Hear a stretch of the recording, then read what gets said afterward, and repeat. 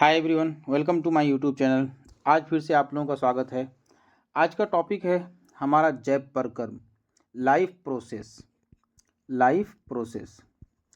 इसमें से बायोलॉजी से रिलेटेड काफ़ी इम्पोर्टेंट चैप्टर है जिसका नाम है लाइफ प्रोसेस। आज हम लोग इस चैप्टर के शॉर्ट नोट्स पर डिस्कस करेंगे, वन लाइनर शॉर्ट नोट्स पे डिस्कस करेंगे। इसमें सबसे पहले बात करेंगे जैप परकर्म किसे कहते हैं, लाइफ प्रोसेस किसे कहते हैं।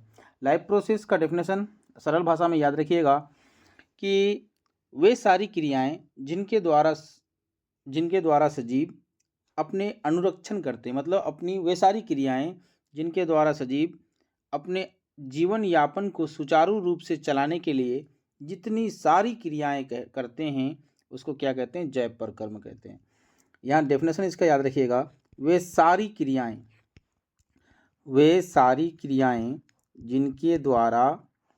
जिनके द्वारा जीव अपने जीवन यापन को सुचारू रूप से चलाने के लिए जितनी सारी क्रियाएं करते हैं सबको क्या कहते हैं, जैप परकर्म कहते हैं, लाइफ प्रोसेस कहते हैं। लाइफ प्रोसेस होता किस में है, सजीव में। निर्जीव में तो नहीं होगा। लाइफ प्रोसेस किस में होता है, सजीव में होता है। सजीव में लाइफ प्रोसेस का कितने सारी घटनाएं हैं। सबसे पहले घटना क्या है, पोषण। दूसरा है श्वसन। तीसरा है परिवहन या वहन। चौथा है उत्सर्जन। पांचवा है नियंत्रण और समन्वय। छठा है जनन। ये सारी घटनाओं किसके अंतर्गत आती है, जैप परकर्म के अंतर्गत आती है। ये सारी घटनाएं किसके अंतर्गत आती है, जैप परकर्म के अंतर्गत आती है। आज हम लोग बात करेंगे पोषण के बारे में। जैप परकर्म का पहला टॉपिक है पोषण। इसके बारे में हम लोग आज डिस्कस करेंगे, तो याद रखिएगा। चलते हैं, हम लोग आगे बढ़ते हैं, पोषण टॉपिक को स्टार्ट करते हैं। पोषण का सबसे पहले डेफिनेशन हम लोग सीखते हैं। सबसे पहले पोषण का डेफिनेशन सीखते हैं। क्या पोषण किसे कहते हैं, वे सारी क्रियाएं जिनके द्वारा सजीव शरीर अपने किसी भोजन को ग्रहण कर उसका उपयोग करते हैं, उसके द्वारा एनर्जी प्राप्त करने की प्रक्रिया को क्या कहते हैं, पोषण कहते हैं। वे सजीव शरीर जिसके द्वारा वो कुछ खा करके एनर्जी प्राप्त करने की प्रक्रिया को क्या कहते हैं, पोषण कहते हैं। एनर्जी प्राप्त करने की प्रक्रिया को क्या कहते हैं, पोषण कहते हैं। तो आगे बात करते हैं हम लोग पोषण के बारे में। पोषण दो तरह से होते हैं। सबसे पहला होता है स्वपोषण, दूसरा परपोषण। परपोषण को विषम पोषण भी कहते हैं। स्वपोषण ये पौधों में होते हैं, पादप में होते हैं, याद रखिएगा। जिसमें क्लोरोफिल होता है उसमें स्वपोषण होते हैं, जिसमें क्लोरोफिल नहीं होता है उसमें परपोषण होता है। मनुष्य और अन्य जीव जंतुओं में क्या होती है, परपोषण की प्रक्रियाएं होती हैं या विषमपोषी होते हैं, जबकि सभी हरे पौधे क्या होते हैं, स्वपोषण होते हैं। याद रखिएगा, सभी हरे पौधे स्वपोषण होते हैं क्योंकि उसमें प्रकाश संश्लेषण की प्रक्रिया होती है, उसमें क्लोरोफिल होती है। हम लोग सबसे पहले बात कर लेते हैं स्वपोषण के बारे में। स्वपोषण के बारे में हम लोग सबसे पहले बात कर लेते हैं। स्वपोषण हरे पौधों में होते हैं और ये हरे पौधे कैसे प्रकाश संश्लेषण की प्रक्रिया द्वारा अपना भोजन को बनाते हैं। प्रकाश संश्लेषण के घटक में क्या क्या आएंगे, सबसे पहले कार्बन डाइऑक्साइड, दूसरा जल, तीसरा सूर्य प्रकाश, चौथा है क्लोरोफिल। प्रकाश संश्लेषण के घटक में क्या क्या होंगे, कार्बन डाइऑक्साइड, जल, सूर्य प्रकाश और क्लोरोफिल। ये सारे क्या होते हैं, प्रकाश संश्लेषण के घटक होते हैं। घटक मतलब रासायनिक अभिक्रिया में भाग लेने वाले पदार्थ, घटक। ये क्या करते हैं, ग्लूकोज बनाने में किसको, हरे पौधों को मदद करती हैं। उसके बाद उत्पाद के रूप में क्या बनता है, तो ये ग्लूकोज बनता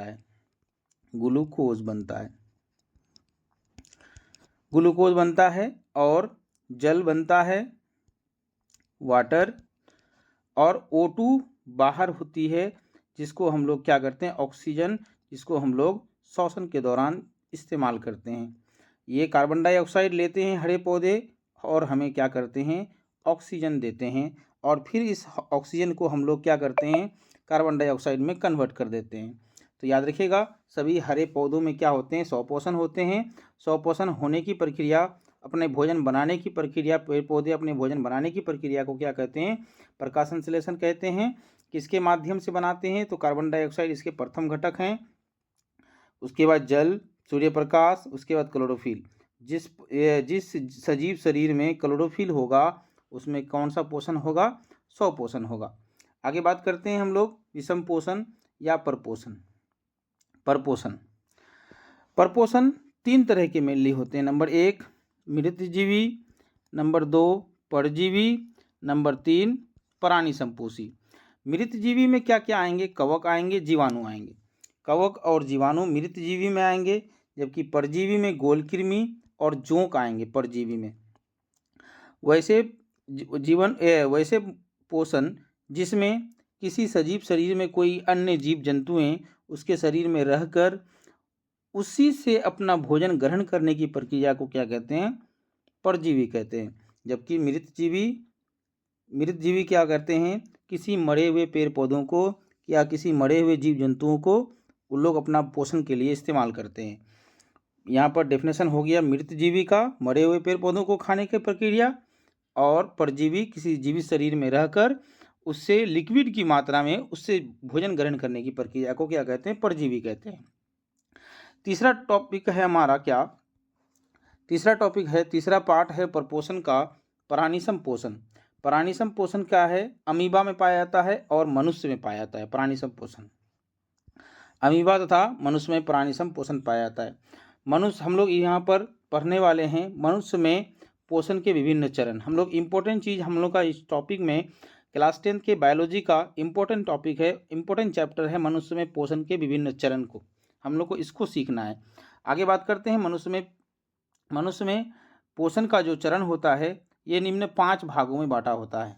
सबसे पहला भोजन को ग्रहण करना, मुख्य द्वार द्वारा, उसको क्या कहते हैं? अंतः ग्रहण कहते हैं।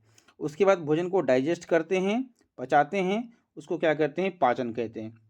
उसके बाद पचाने के बाद क्या करते हैं हम लोग? उसका अवशोषण करते हैं। जो हमारे शरीर के लायक होता है शरीर उसको रख लेता है, बाकी सबको क्या कर देता है? बहिष्करण कर देता है, सबको मल द्वार द्वारा निकाल देता है।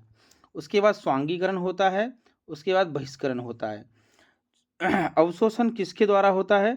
तो छोटी आंत के द्वारा होता है, इलियम। अवशोषण छोटी आंत में उपस्थित इलियम के द्वारा होता है। स्वांगीकरण जबकि बड़ी आंत के द्वारा होता है। बहिष्करण रेक्टम में वेस्टेज पदार्थ रेक्टम में जाकर के स्टोर रहते हैं, उसके बाद समय समय पर उसको निकाल दिया जाता है। तो याद रखिएगा मनुष्य में पोषण के विभिन्न 5 चरण हैं। नंबर 1 अंतःग्रहण, नंबर 2 पाचन, नंबर 3 अवशोषण, नंबर 4 स्वांगीकरण, नंबर 5 बहिष्करण। याद रखिएगा। आगे बात करते हैं हम लोग मनुष्य में डाइजेस्ट होता है भोजन, तो इसमें इम्पोर्टेंट चीज़ है सबसे पहला पाचन में कौन कौन से अंग सहायक होते हैं, तो ये इसके नीचे टेबल बना के दिया गया है। क्या क्या स्राव करते हैं, कौन से अंग कौन कौन चीज़ पदार्थ का स्राव करते हैं, उसके बाद बीच में टेबल दिया गया है, उसका प्रभाव क्या क्या होता है, उसके बाद हम लोग उस पर बात करते हैं। सबसे पहले अंग है हमारा शरीर का, हमारे मुख्य गुहा में पाए जाते हैं लार ग्रंथि। 3 जोड़ी लार ग्रंथि पाई जाती है जिसका नाम है पैरोटिड ग्रंथि, सबलिंगुअल ग्रंथि और सब मैंडिबुलर ग्रंथि। लार ग्रंथि के द्वारा क्या स्राव होते हैं? एमाइलेज स्राव होते हैं। एमाइलेज का काम क्या है? मंड का पाचन करना, चोकर का पाचन करना। एमाइलेज का काम क्या है? कार्बोहाइड्रेट का पाचन करने का। उसके बाद जठर ग्रंथि जो अमाशय से स्रावित होता है। जठर ग्रंथि में 3 तरह के पदार्थ पाए जाते हैं। सबसे पहला है पेप्सिन, दूसरा है म्यूकस, तीसरा है HCl। पेप्सिन का काम है प्रोटीन को पचाने का। पेप्सिन क्या करता है? प्रोटीन को पेप्टोन में बदल देते हैं। याद रखिएगा पेप्सिन क्या करता है? प्रोटीन को पेप्टोन में बदल देता है। तो याद रखिएगा प्रोटीन में कौन से बंध पाए जाते हैं? तो पेप्टाइड बॉन्ड पाए जाते हैं। म्यूकस का काम है अमाशय की दीवार की रक्षा करना।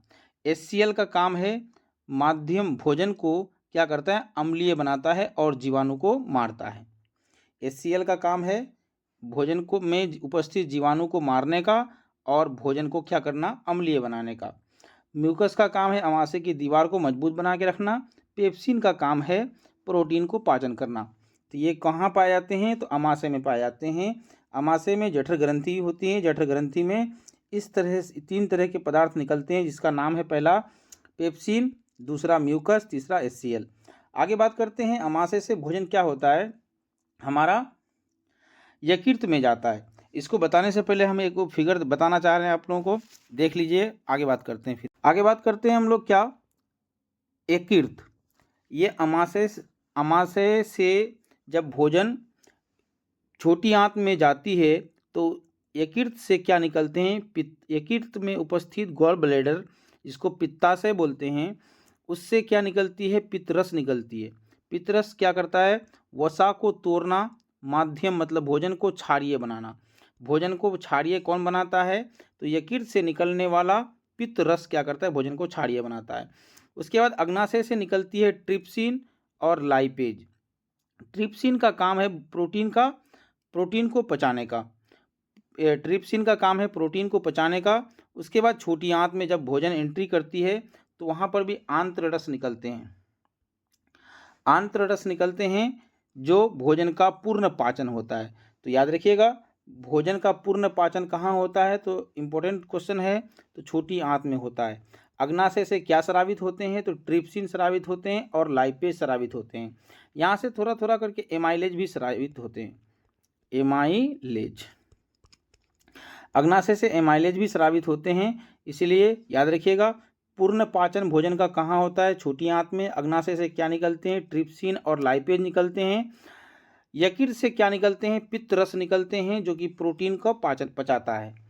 वसा का पाचन कौन करता है, तो याद रखिएगा लाइपेज। यहाँ पर इम्पोर्टेंट चीज़ बता दें आप लोगों को, याद रखिएगा let, L for lipase, lipase,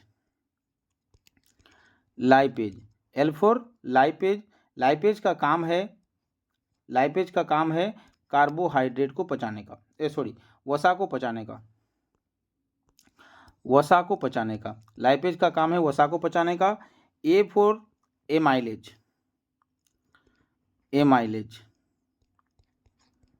amylase का काम है किसको, एमाइलेज का काम है कार्बोहाइड्रेट को पचाने का।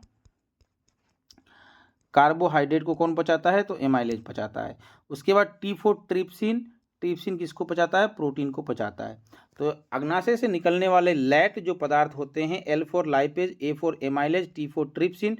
ट्रिप्सिन का काम है प्रोटीन को पचाने का, एमाइलेज का काम है कार्बोहाइड्रेट को पचाने का, लाइपेज का काम है वसा को पचाने का। तो ये था हमारा आज की क्लास का, जो कि मनुष्य के आहार नाल से संबंधित है। मनुष्य का आहार नाल में भोजन डाइजेस्ट कैसे होता है, इसके बारे में एक शॉर्ट नोट्स था। इस टेबल को आप लोग याद रखिएगा। यहाँ से काफ़ी इंपॉर्टेंट क्वेश्चन आप लोगों को ऑब्जेक्टिव के रूप में, सब्जेक्टिव के रूप में देखने को मिल सकते हैं। तो ये टेबल काफ़ी इंपॉर्टेंट है, इस टेबल का आप स्क्रीनशॉट मार लीजिए। उसके बाद यहाँ पर भी आप स्क्रीनशॉट भी इसका मार सकते हैं। और यहाँ पर याद रखने वाली बात यह है कि सजीव में ही क्या होता है, जैव प्रकर्म होता है। जैव प्रकर्म में सबसे पहला टॉपिक है पोषण। स्वपोषण, परपोषण। स्वपोषण कहाँ होते हैं, हरे पौधे जहाँ जिसमें क्लोरोफिल होते हैं। जबकि परपोषण 3 तरह के होते हैं, मृतजीवी, परजीवी, प्राणी संपोषी। हम लोग इस चैप्टर में पढ़ने वाले हैं मनुष्य में भोजन का पाचन, जो कि सबसे पहला, ये कई चरणों में होते हैं। सबसे पहला चरण है अंतःकरण, दूसरा चरण है पाचन, तीसरा चरण है अवशोषण, चौथा चरण है स्वांगीकरण, 5वां चरण है बहिष्करण। ये काफ़ी इंपॉर्टेंट पॉइंट्स हैं, इसको स्क्रीनशॉट रख करके आप लोग या अपने नोट्स कॉपी में नोट कर लें। ये था आज का क्लास, यहीं पे समाप्त होता है। तब तक के लिए फिर मिलते हैं नेक्स्ट वीडियो में, तब तक के लिए नमस्कार।